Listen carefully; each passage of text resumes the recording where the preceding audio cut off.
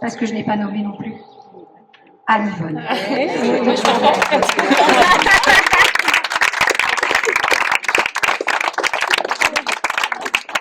Non, je t'ai pas nommé, mais je t'ai réservé. En tout cas, j'ai essayé de t'écrire quelque chose. Voilà.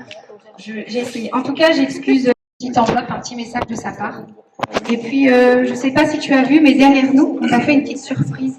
Tu as vu qu'il y avait 2 personnes derrière, là, sur le kiosque? Tu les connais? Philippe et Alain, qui sont les Ragalous. Vous savez que Anne-Yvonne, depuis des années, fait appel aux musiciens. Donc, merci d'être présent pour elle. C'était notre petite surprise. Et tout à l'heure, ils nous joueront un petit peu de musique. Peut-être que ça va ramener un peu le soleil. Voilà. Alors, Anne-Yvonne, en ce jeudi 27 juin 2024, c'est à moi que revient la responsabilité de t'écrire ces quelques mots au nom du Collège Saint-Julien pour toutes ces années passées au 10 rue Jean 23. J'espère donc que ce petit discours en ton honneur sera à la hauteur de ton mémorable parcours au sein du Collège Saint-Julien. Mais je sais aussi pouvoir compter sur tes anciens collègues, encore tes collègues peut-être j'aurais dû dire, pour prendre mon relais. Je vais donc essayer, car vous savez que je suis bavarde, de ne pas être trop longue, car je sais que les collègues sont impatients également de prendre la parole pour te témoigner toute leur sympathie. Pour être à la hauteur de ta très belle carrière, je me suis dit qu'il fallait que mon discours soit de qualité. En tout cas, j'ai essayé. Et en lien avec l'Allemagne, je me suis donc mise en quête d'une petite idée. Actualité oblige, j'ai pensé à l'Euro 2024, qui se déroule en ce moment en Allemagne. Mais le foot, c'est pas ton sport favori. Et en plus, notre équipe n'est pas en très bonne forme. Et si je puis me permettre, je me serais un peu cassé le nez en prenant cette idée. En tout cas, pas sûr que nos Bleus soient champions cette année. Alors que nous avons une championne ici. Anne-Yvonne, notre championne. Du coup, je me suis rappelé notre passion commune, le tennis, pour en avoir fait aussi pendant pas mal d'années. Et en disant le mot championne, j'ai pensé à Steffi Graf. Célèbre championne allemande de tennis des années 90. Tu seras donc pour nous ce soir notre Steffi. Anne-Yvonne, notre championne, tu es passionnée par la langue allemande. Au début des années 80, tu as vécu 3 ans en Allemagne. Tu y as étudié et travaillé en tant que professeur de français et en tant qu'assistante. Tu reviens ensuite en France au début des années 80 et tu effectues tes premières suppléances. À cette même période, Steffi Graf a 4 ans et elle aussi démarre sur le circuit tennistique et commence à bien taper la balle. L'année 1983 sera importante pour toi car le 16 décembre de cette année-là, tu es accueilli au collège du Sacré-Cœur à Pleumeur. J'espère qu'on est bon sur les dates. C'est ce que j'ai comme trace. Ça y est, tu rentres dans le milieu professionnel de l'enseignement à l'âge de 25 ans. Cette même année, elle, Steffi, a 13 ans et vit sa première année de joueuse professionnelle. Mais les débuts sont pour toutes les deux très prometteurs. Ne vous inquiétez pas, j'ai pas transmis de page. Anne-Yvonne, notre championne, l'entraînement c'est important, le travail et les efforts aussi. Il faut s'exercer, répéter, parfois rater, puis recommencer, comme Steffi sur son terrain de tennis. Nous te savons rigoureuse et teigneuse, et cela même sur un terrain de tennis, il paraît, je dirais peut-être même pour faire une rime, un peu râleuse. Mais ça, c'est que ce qu'on m'a raconté. Tes premiers entraînements se passeront au collège du Sacré-Cœur à Pleumeur en 1984, au lycée Saint-Louis à Lorient et au lycée de Sainte-Anne-d'Auray en 1986, puis au collège Notre-Dame-du-Pont à Lanester et au lycée Jeanne d'Arc à Pontivy en 1987. C'est donc en 1988 qu'Anne-Yvonne, notre championne, arrive au collège Saint-Julien de Malétroit avec quelques heures complémentaires à Josselin. Anne-Yvonne, notre championne, sûrement te souviens-tu de l'année 1988 ? Oui, c'est vrai, c'est l'année où Steffi Graf remporte le Grand Chelem et monte sur la première marche du podium aux Jeux Olympiques. Mais toi, tu gagnes la médaille d'or de la titularisation. J'ai d'ailleurs pu lire dans tes rapports que je suis allée consulter ces derniers jours, au moins, et je vous avoue que je n'ai pas compté, une dizaine de fois, très bon professeur. Appréciation simple et efficace de l'époque.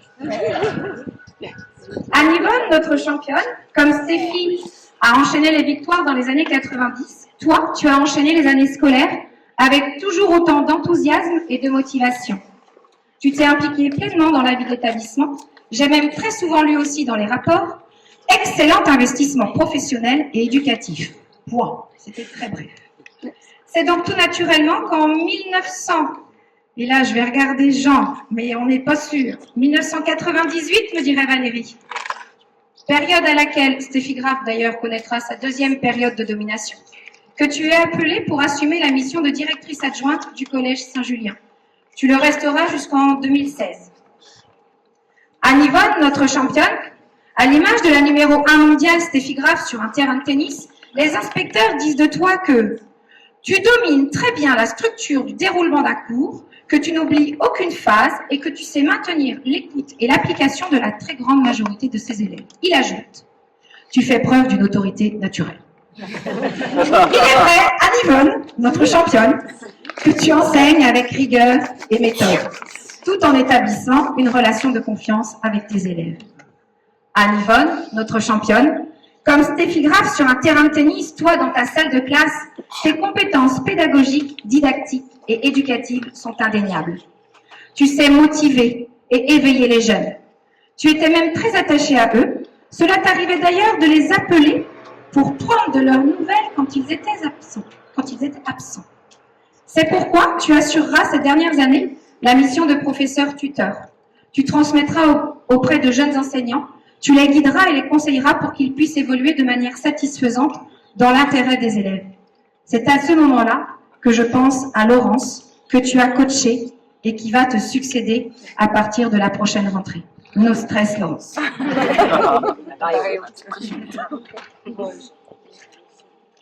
Anne-Yvonne, notre championne, Steffi Graf, par son talent reconnu au niveau mondial, fait rayonner l'Allemagne, notre pays voisin. Toi, Anne-Yvonne, notre championne, tu mets tout en œuvre dans notre petit coin malétroyen pour faire vivre et perdurer la langue, pour créer du lien avec l'Allemagne, pour faire découvrir la forêt noire à nos jeunes Français et notre belle Bretagne à nos amis allemands. Voilà d'ailleurs 36 ans que tu maintiens, que tu tiens solidement l'échange avec Calf. Bravo! Enfin, Anne-Yvonne, notre championne, tu sais que Steffi Graf a inspiré beaucoup de jeunes sportives. De la même manière, ici, au Collège Saint-Julien, chacun d'entre nous a pu apprendre de toi, de ton expérience, de ton assurance. Tu as apporté, par ta persévérance et ton travail, à tes collègues présents ce soir, qui te connaissent depuis longtemps, ou pas d'ailleurs, ainsi qu'à l'établissement. De nature discrète, tu ne te mets pas en avant. Il y a la presse quand même, tu as accepté. Ce qui n'était peut-être pas le cas de Steffi, qui, à mon avis, était plutôt sur les lignes de journée. Mais sache, Anne-Yvonne, notre championne, que ce soir, toute l'équipe souhaite te mettre à l'honneur pour ce que tu es et ce que tu as donné. Mille merci à toi, Anne-Yvonne, notre championne. Nous te souhaitons une très belle retraite. Et je pense que tu vas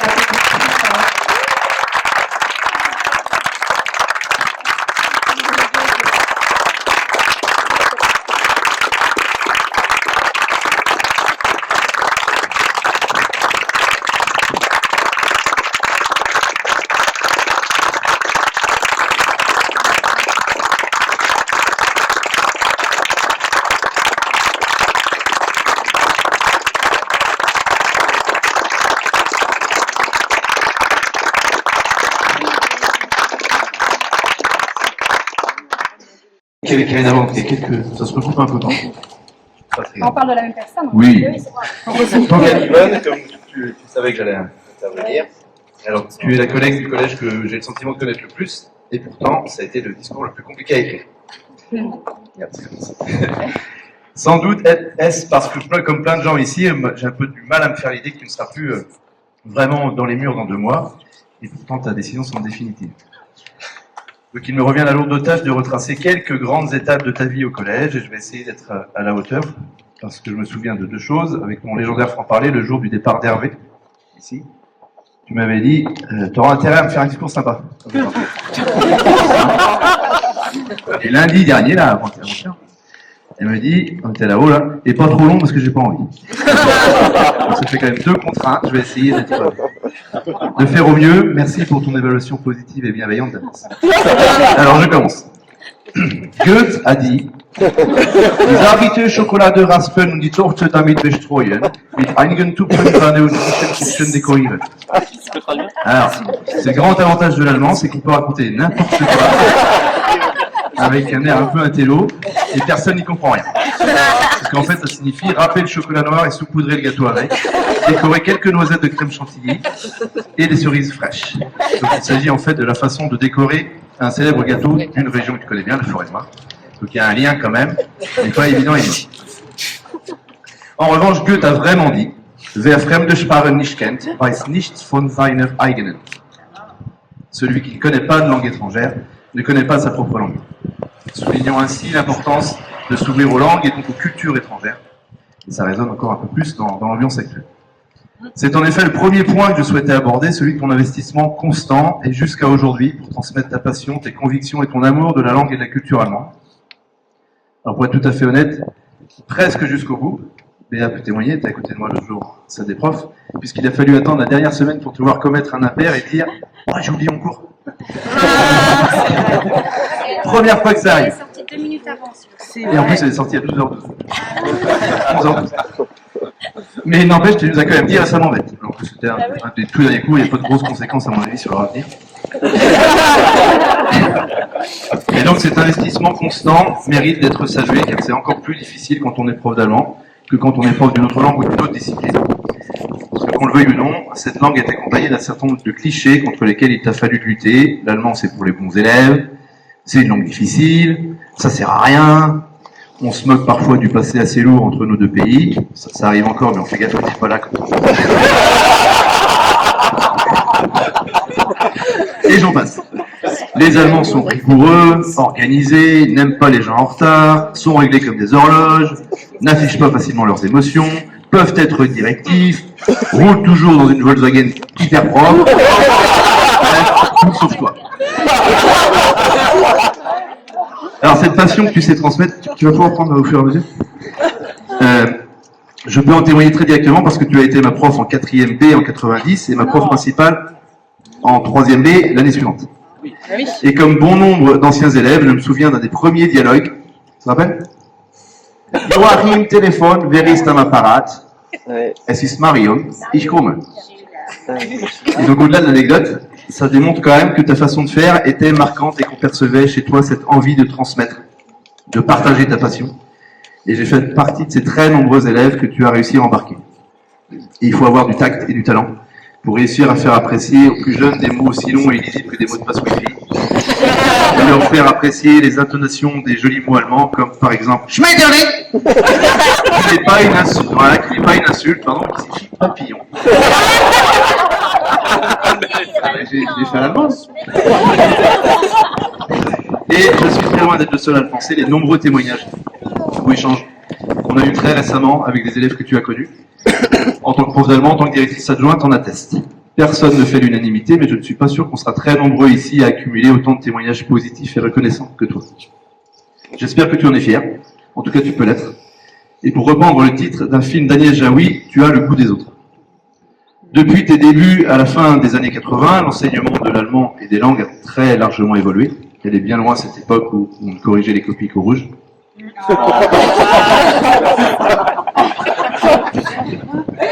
Ben ouais.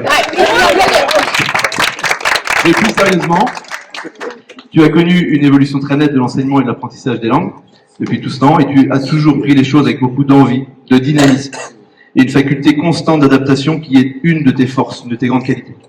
À ce titre, l'année de 2005 fut marquante. C'est au cours de cette année-là qu'on a suivi au collège une formation longue, tu te rappelles, avec nos collègues de Jocelyn et de Pluermel, autour de l'entrée du cadre européen dans notre enseignement. Et c'est aussi au cours de cette formation où on avait passé de très bons moments avec les collègues des autres établissements, que tu m'avais dit que tu m'imaginerais bien, dans le monde de la formation pour adultes. Je t'ai suivi, j'ai écouté et j'ai suivi tes conseils. Cette défense de la langue allemande, cette volonté d'en assurer la promotion, de maintenir le développement de son enseignement, auront toujours été au cœur du métier d'Annivan. Non seulement tu enseignais évidemment ici au collège, tu as aussi beaucoup travaillé dans les écoles primaires pour convaincre et démontrer la nécessité de toujours développer cet enseignement. Et jusqu'à très récemment, tu as aussi accompagné, et Madame Guillaume l'a dit, les jeunes entrant dans le métier en jouant le rôle primordial de tutrice. Et on sait que, puisque on parle de jeunes enseignants, tu quittes sereinement le collège, car tu sais que la relève va être assurée avec brio par Laurence. Alors Laurence, c'est donc à toi que va revenir la lourde tâche de nous reprendre quand on se trompe de prénom Deadidas. Parce que ça aussi c'est un souvenir marquant et j'en ai parlé avec un ancien élève récemment, on a eu le même réflexe. En fait, vous savez, en allemand vous avez le choix entre 3 pronoms. Et quand on se trompait, tu vas te tenir parce qu'il y a un engagement physique avec le truc. Par exemple, Fenster, c'est das Fenster. Imaginez, vous dites Der Fenster, donc erreur. Et là, Niven faisait comme ça, les mains sur les hanches.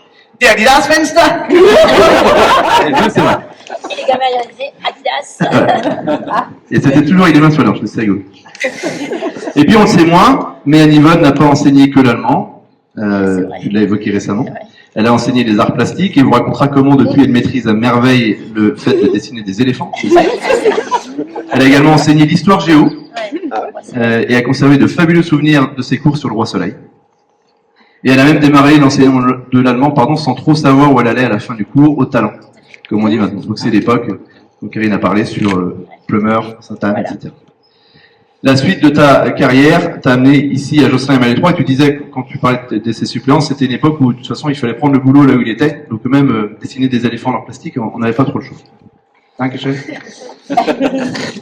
Alors, c'est là où Karine m'a un peu plombé le discours, mais c'est pas grave, mais non, mais parce que je voulais faire deviner l'année où Yvonne est arrivée. Alors moi j'avais noté aussi Steffi Graf, seconde victoire Roland Garros, Ben Johnson au JO de Séoul. François Mitterrand réélu à la présidence de la République, juste pour montrer que ça fait un petit peu quand même. C'est de l'expérience. Et bien évidemment, on ne peut pas parler de ce chapitre allemand sans évoquer Calf et ce jumelage historique que tu as su maintenir, puis développer depuis plusieurs décennies. Alors pour celles et ceux qui n'ont jamais eu la chance d'aller à Calf, il s'agit d'une ville de 25 000 habitants, qui a pas mal de ressemblances avec Malais 3, une ville au bord de l'eau, des maisons à colombage, très agréable. Également connu pour être la ville natale d'Hermann Hesse, écrivain et prix Nobel de littérature. Alors il a le droit à sa statue et je me dis pourquoi est-ce que toi un jour tu n'aurais pas le droit à une statue à Calf. Alors même après plusieurs consultations, moi j'ai pas le chiffre exact, il était difficile de définir ton nombre précis de voyages scolaires, partons de sorties à but pédagogique. On a conclu sur un nombre d'environ 35. Et puis Calf c'est aussi un climat doux et clément. Comme cette fois, je ne sais pas si tu t'en souviens, il y a de nombreuses années apparemment, lors d'une visite en forêt noire près de Coutard, où la glace avait même envahi le car tellement il faisait froid. Alors j'ai aussi échangé avec Jens, qui se souvient lui du voyage de 2009, donc je ne sais pas si c'est la même année.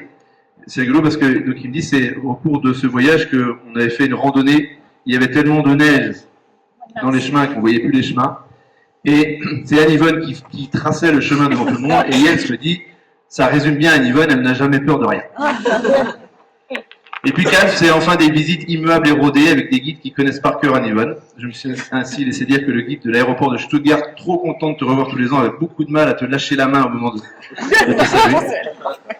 Et puis enfin, c'est le plus important, Calf, c'est aussi des liens qui durent entre ces deux villes, des souvenirs inoubliables pour le bon millier d'élèves, j'estimais à 1200, 1500, un truc comme ça sans doute, à qui tu as pu faire profiter de cette destination dont j'ai moi-même fait partie. Je me souviens même du nom de ma correspondante, Simone.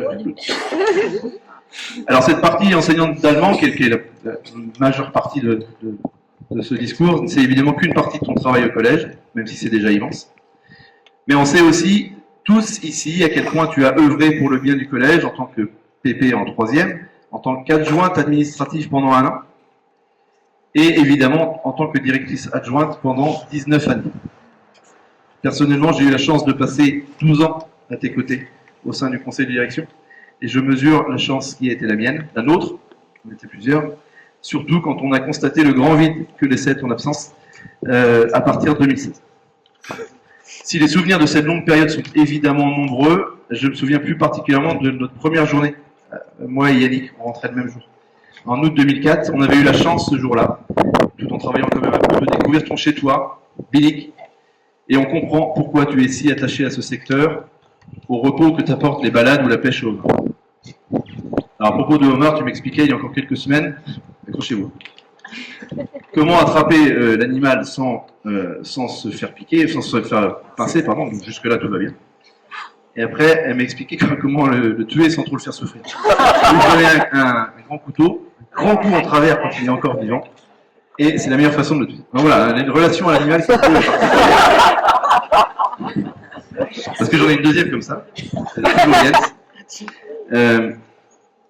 Jens m'a également raconté comment tu avais géré la phobie des langoustines qu'avait Nina, une des accompagnatrices allemandes, qui avait peur des langoustines à cause de leurs yeux et des grandes antennes. Les langoustines. Et Yvonne n'a rien trouvé de mieux que d'envoyer une lettre à Nina en y collant les yeux et les antennes de la langoustine. Ouais, toi. Ouais.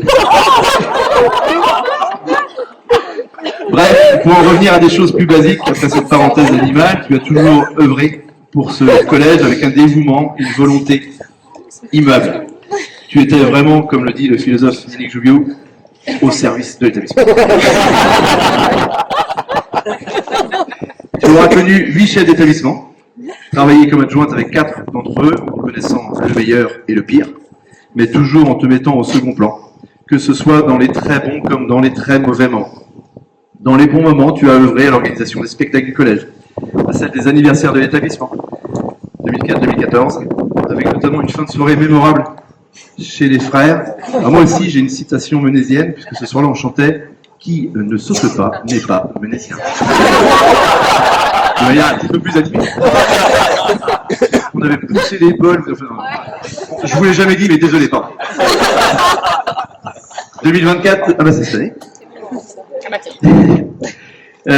Dans les moments moins drôles, il t'aura fallu gérer des tensions, des fantômes imaginaires au collège ou des mensonges et manipulations, mais on ne va retenir que le meilleur.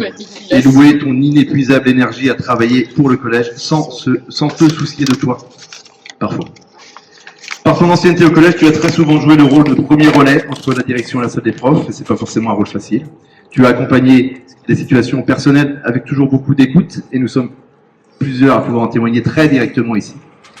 D'un point de vue plus professionnel, tu as œuvré pendant longtemps sur les emplois du temps, tu as accompagné la première réforme du socle commun en 2005, la seconde en 2013, la réforme du collège en 2015, toujours, avec cette même idée d'aller de l'avant et de faire du collège Saint-Julien un lieu connu et reconnu pour l'investissement de son équipe.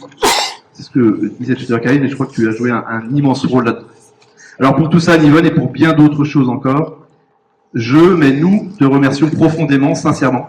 Te disons un immense bravo et te souhaitons une belle retraite amplement méritée. Isval.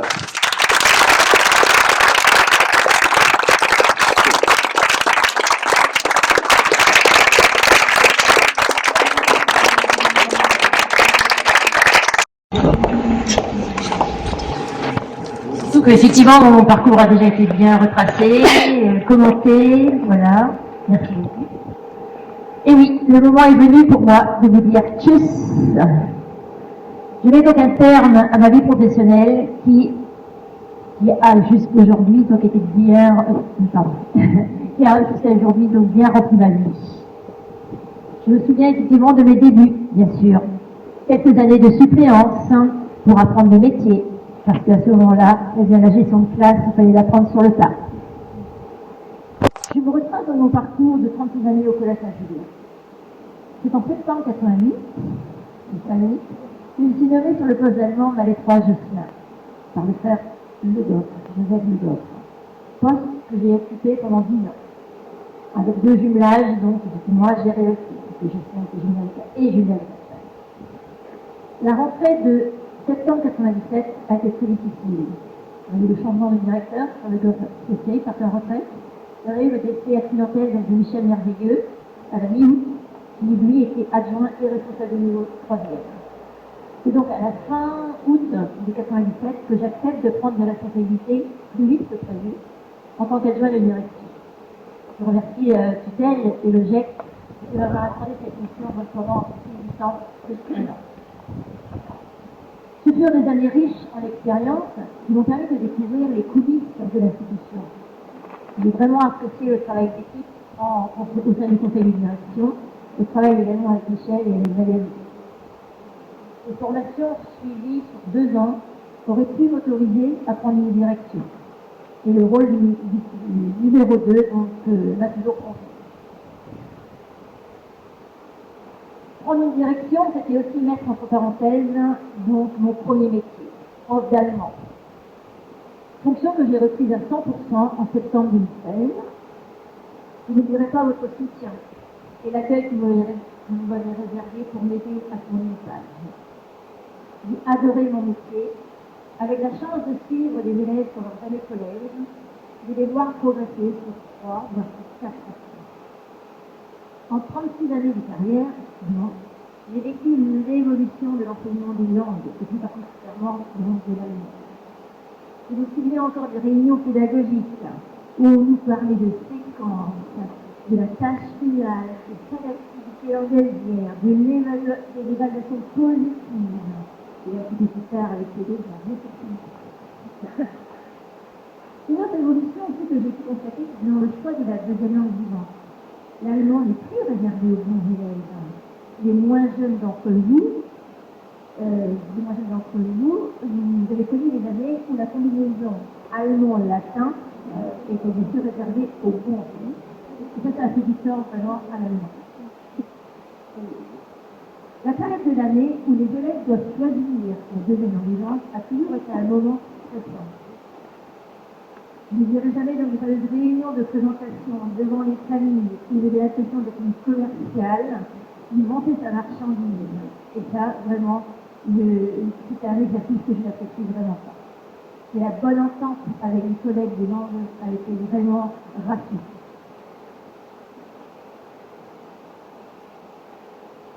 Enseigner l'allemand au collège saint-Julien, c'est bien sûr également pouvoir faire vivre l'échange amical. Un échange qui a fêté cette année son 41e anniversaire.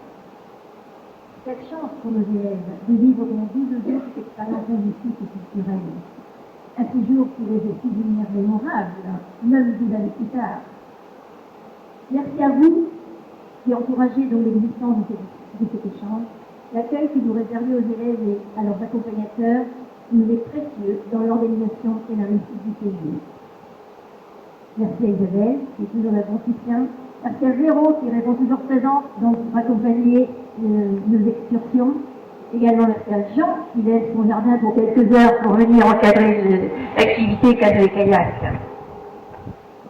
Et oui, le moment est venu pour moi de passer le relais à ma chère collègue, donc Laurence, et je sais que je peux être rassurée. Tout sera fait comme il le faut pour entretenir des relations amicales avec elle et pour faire vivre l'allemand à Saint-Julien.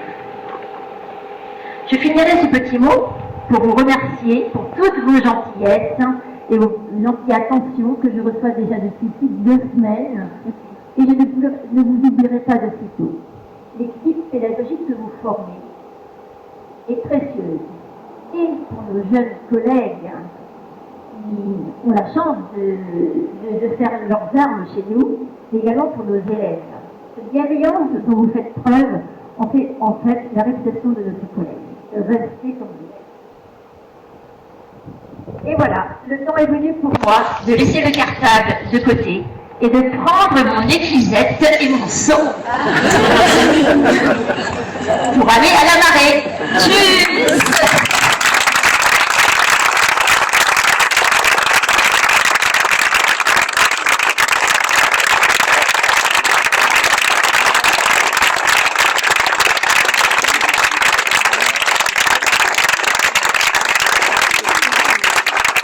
A été dit, tout sauf un grand remerciement à Yvonne pour son implication pour le collège. On a eu le plaisir et la joie d'avoir avec nous pas mal de conseils d'administration. On connaît ton implication, ta volonté de bien faire ton collège et surtout ton humanité qui nous a beaucoup plu et qu'on regrettera bien sûr, mais bon, la vie tourne et la roue tourne et il faut que tu puisses aussi profiter d'une retraite qui est, je pense, bien méritée. Donc j'ai pas eu l'occasion d'aller faire une marée avec elle encore, mais moi ma retraite approche bientôt, donc j'espère que je vais en profiter aussi et prendre un homard, voir comment elle met fin à ses jours. Voilà, donc encore un grand merci à Yvonne et puis grand pour la suite. Merci. Cette cérémonie qui était vraiment pour toi, Yvonne, voilà notre... voilà, te dire un grand merci. Et puis on va pouvoir se lever. Et puis chanter.